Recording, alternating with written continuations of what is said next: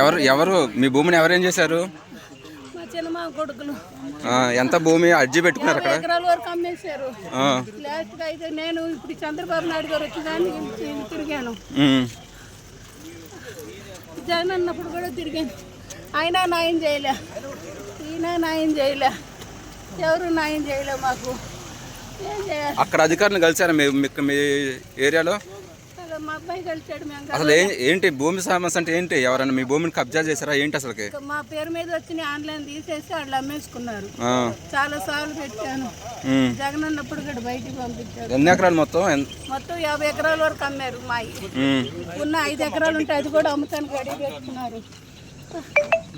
మరి వాళ్ళకి కలిసారు ఎవరన్నా ఇక్కడ మీరు అధికారులని?